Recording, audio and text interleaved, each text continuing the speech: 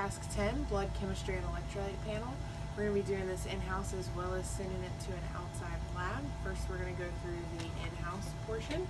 So we're going to be performing this on Bella Kirkman, a 9-year-old female spayed domestic shorthair weighing 5.8 kilograms. We're going to be testing her liver, kidney, and electrolyte result or values using a chemistry cartridge. So we're going to test for her ALT, albumin, ALP, amylase, calcium, creatinine, globulin, glucose, phosphorus, potassium, sodium, total bilirubin, total protein, and BUN. So I've already gone ahead and gotten a number from our computer system that's going to correlate our machine results to our computer system. So I'm just going to use our Vett Scan VS2 for our chemistry panel. I'm going to hit Analyze. It's going to open the drawer. I'm going to open my cartridge, use my pipette, and get a pipette tip, which is disposable. I'm going to be using a plasma sample out of a lithium heparin green top. So I'm going to go ahead and use my pipette to collect some of my plasma.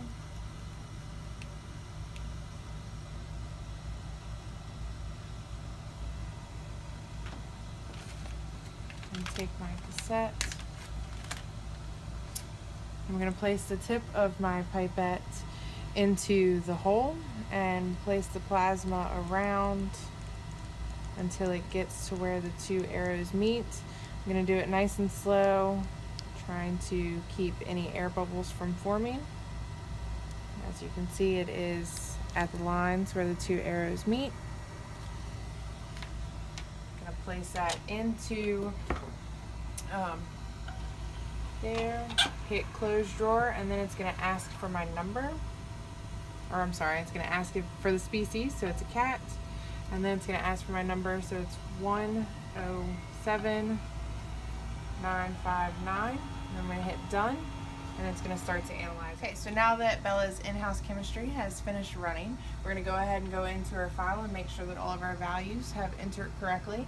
So as previously stated, we do generate a number within our computer system, enter it into our Vett Scan chemistry machine. When the values return, it will electronically send those back into the patient's file within our system. So as you can see, we have Bella's chemistry here.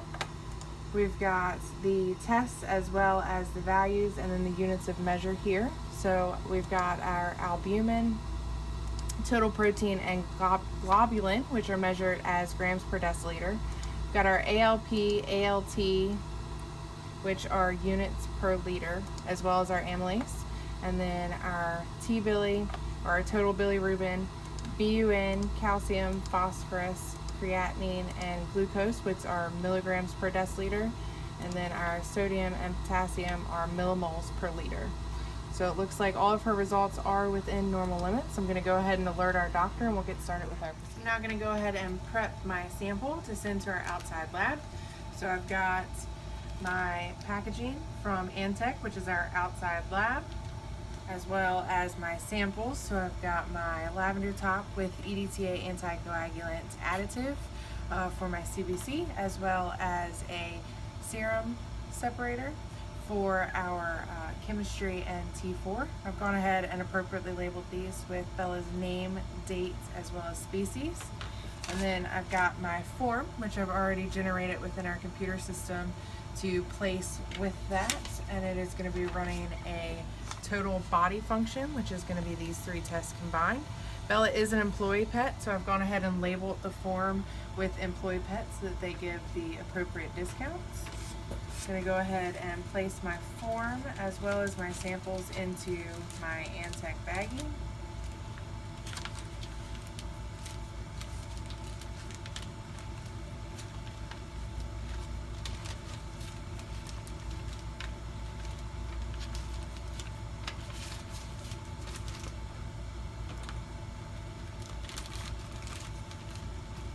I'm going to make sure and seal the bag nice and tight, removing the air. And then I'm going to place this in the fridge until tomorrow morning when our outside carrier comes to pick it up. So we've got a little box in here that's labeled Antec, and the carrier knows to pull all of the samples out of there. And then we'll make sure that the fridge is nice and tight, and the carrier will come tomorrow morning to pick up the sample.